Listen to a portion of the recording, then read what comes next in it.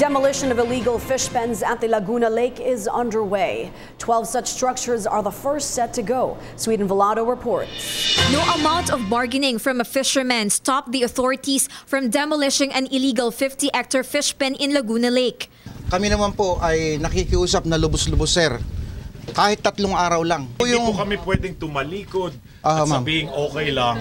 Kasi po, mandato to. Using a crane and a huge boat, the Laguna Lake Development Authority, together with the Philippine Coast Guard, removed one by one the anahaw posts surrounding the fish pen, which cost 800 to 900 pesos each, while a bamboo post cost 100 pesos each. 12 illegal and unregistered fish pens, equivalent to more than 250 hectares, are the first batch that will be demolished by the LLDA.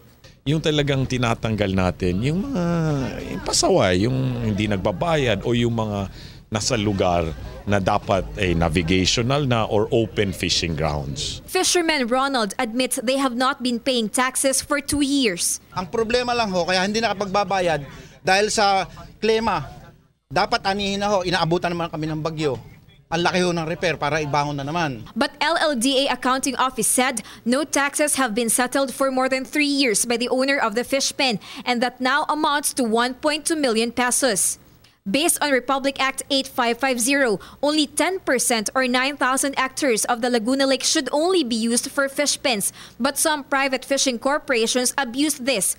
Presently, the total area covered by fish pens and fish cages is 12,000 hectares. President Rodrigo Duterte, during his first State of the Nation address, announced the prioritization of the small-scale fishermen in Laguna Lake by removing the illegal fish pens owned by big private companies. This is also being pushed by DENR Secretary Gina Lopez. Ito ngay parang blessing, no, na in many respects parang national attention niya ang Laguna Lake. Parang naging action agad at fast track yung talagang mabilisan na.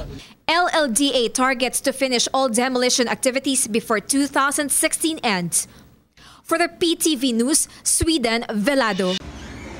Ako po si Cathy San Gabriel. Subscribe na sa PTV YouTube channel. I-click lang po ang subscribe button.